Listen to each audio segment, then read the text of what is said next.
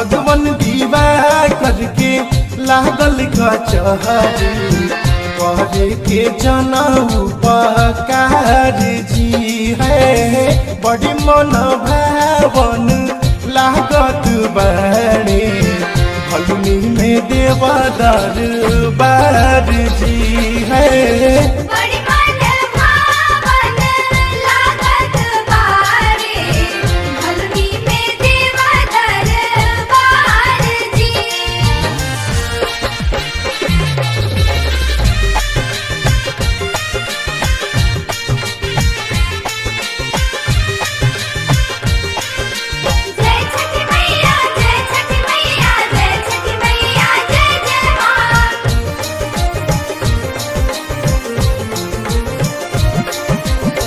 तीन दिन के भूखल पियासल सबे ओहि जा जुटले बरतिया।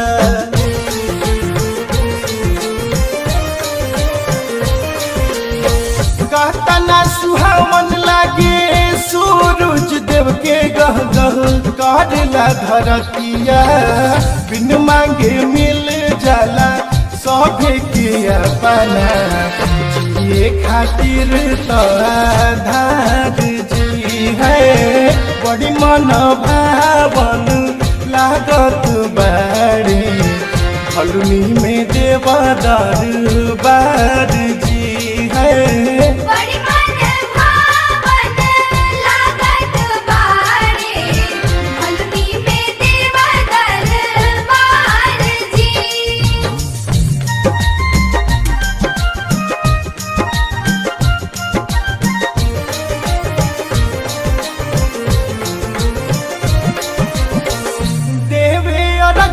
जइहे भलुनी के घटिया बिनय बेलाऊ।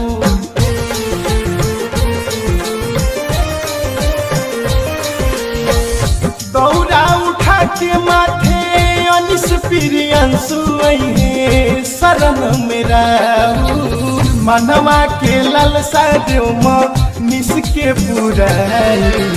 हर साल आइब दरबार जी है। बड़ी मन भावन लागत बाड़े भलुनी में देवा दरबार जी है।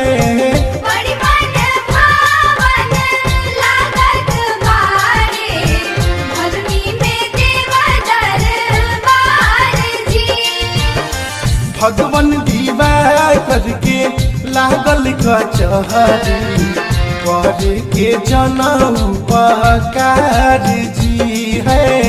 बड़ी मन भावन लागत बाड़े भलुनी में देवा दरबार जी है।